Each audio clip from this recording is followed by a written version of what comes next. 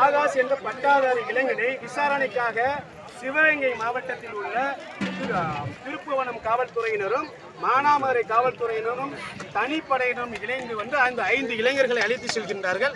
4 இளைஞர்களுடைய நிலை என்னவென்று தெரியவில்லை.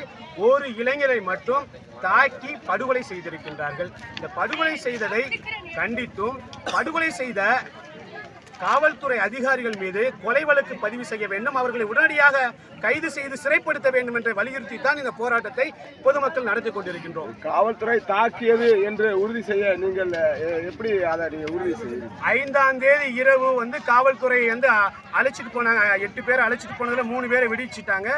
காவல்துறை விசாரணைக்கு அழைச்சிட்டு போனதுல விடுவிச்ச 3 பேர் இங்க இன்னைக்கு வந்து எங்கள்கிட்ட சாட்சி இருக்காங்க.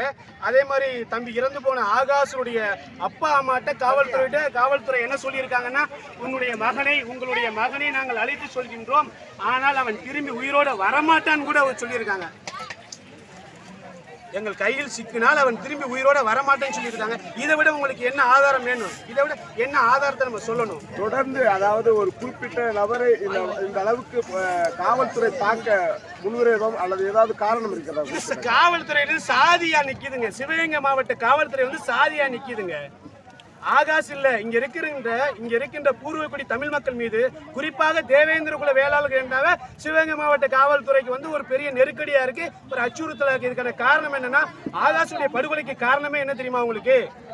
இங்க இந்த பகுதியில வந்து திருட்டுத்தனமா நடக்கிற கள்ளச்சாராயம், இது மது விற்பனை, மது விற்பனை, கஞ்சா விற்பனையை வந்து அந்த தம்பி வந்து தட்டி கேட்கிறாரு. இந்த தட்டி கேட்கறது இந்த விஷயம் வந்து பொதுவெளிக்கு தெரிஞ்சா காவல்துறைக்கு அவமானம் சொல்றதுக்கான காவல்துறை திட்டமிட்டு தான் அந்த தம்பியை கொலை பண்றாங்க.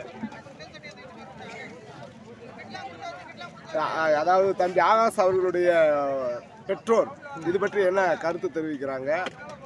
ஏன்னா போராட்ட களத்தில் அவர்கள் சார்ந்த குடும்பம் சார்ந்த நபர்கள் யாரும் இல்லை என்றது. அவங்க வந்து நீதிமன்ற நடவடிக்கைகளுக்காக நேற்றைய முந்தின தினம் வந்து ஜுடிஷியல் மேஜிஸ்ட்ரேட், அதாவது வந்து அந்த விசாரணையில் இருக்கிற ஜுடிஷியல் மேஜிஸ்ட்ரேட் அவங்க விசாரணைக்கு போயிருந்தாங்க. நேற்று போராட்ட களத்தில் இருந்தாங்க. இன்னைக்கு வந்து நீதிமன்ற விசாரணைக்காக போயிருக்காங்க. இங்க வந்து இந்த போராட்டம் சொல்றது தம்பிக்காக, ஆகாஷுக்காகவும் ஆகாஷுடைய குடும்பத்திற்காகவும் இனி ஒரு ஆகாஷ் படுகொலை செய்யப்பட்டு விடக்கூடாது என்பதற்காகத்தான் நாங்கள் இந்த போராட்ட களத்தில் நிற்கிறோம். எங்க ஆகாஷ் குடும்பத்திற்கு வந்து எங்களுடைய இந்த ஒட்டுமொத்த போராட்ட குழு வந்து துணையா நிற்கும், உறுதுணையா நிற்கும். இதுதான் எங்களுடைய போராட்டத்துடைய நோக்கம். எப்பொழுது அவருடைய அந்த உடல் திரும்ப பெறும்? நாங்க தம்பி ஆகாஷ் இறந்து போயிட்டாரு. நாங்கள் உடலை இப்போ வாங்கினாலும் சரி, நாளைக்கு வாங்கினாலும் சரி, நாளை கழிச்சு வாங்கினாலும் சரி, ஒன்றும் நாங்கள் வந்து எரியூட்ட போகிறோம் அல்லது வந்து நல்லடக்கம் பண்ண போகிறோம். ஆனால் அவனுடைய இறப்புக்கு நீதி இல்லாமல் நாங்கள் உடலை மட்டும் வாங்கி வச்சு என்ன செய்ய போகிறோம்? இதுவரை எந்த மாதிரியான நடவடிக்கை மேற்கொள்ளப்பட்டிருக்கிறது? இதுவரை சிவகங்கை மாவட்டத்தை சேர்ந்த மாவட்ட காவல் கண்காணிப்பாரோ, மாவட்ட ஆட்சித்தலைவரோ இந்த போராட்ட குழுவிட்டையோ இல்லை இந்த பொதுமக்கள்கிட்டயோ எந்த ஒரு பேச்சுவார்த்தையும் இதுவரை நடத்தவே இல்லைங்க, வரவே இல்லை. அடுத்த கட்ட நடவடிக்கை என்ன? நடவடிக்கைகள் வந்து இன்னைக்கு போராட்ட குழு இப்போ வந்து பேசி முடிச்சுட்டு தமிழ்நாடு அளவில் இருக்கின்ற ஜனநாயக சக்திகளை வந்து நாளைக்கு வந்து தமிழ்நாடு அளவில் வந்து ஒரு போராட்டத்துக்கு வந்து தயார்படுத்துறதுக்கு ஆயிரம். தொடர்ந்து ஒரு குற்றச்சாட்டு இருந்துகிட்டே இருக்கு. பாத்தீங்கன்னா அந்த சமூகத்துல பெரிய இதெல்லாம் இருக்காங்க, யாரும் இந்த மாதிரி இதுல வந்து கலந்துக்கிறது இல்லை, அது குறித்து நடவடிக்கை எடுக்கிறது என்ற ஒரு குற்றச்சாட்டு இருந்துகிட்டே இருக்கு. எல்லாம் நம்ம அப்படி சமூக தலைவர்கள் வந்து தலைவர்கள் சொல்ல வரல, குறிப்பா சொல்லணும்னா இப்ப இங்க இருக்கிற பெரிய தலைவர்கள், அந்த சமூகத்துடைய முக்கியமான தலைவர்கள் எல்லாம் தம்பி ஆகாஷுடைய படுகொலையை கண்டிச்சு கண்டன அறிக்கை விட்டுருக்காங்க. நேரடியா ஒரு சில கட்சி தலைவர்களுடைய சார்பா பிரதிநிதிகள் வந்திருக்காங்க. நாளைக்கு தலைவர் ஜான் பாண்டியன், அந்த கிருஷ்ணசாமி அமைப்பு, அந்த தலைவர் கிருஷ்ணசாமி அமைப்பு, அண்ணன் பசுதி பாண்டியனுடைய அமைப்பு, இவங்க அந்த முக்கிய நிர்வாகிகள் நாளைக்கு வரதுக்கான வாய்ப்புகள். இந்த போராட்டத்தில் குறிப்பா வந்து பெண்கள் அதிகமா கலந்துருக்காங்க.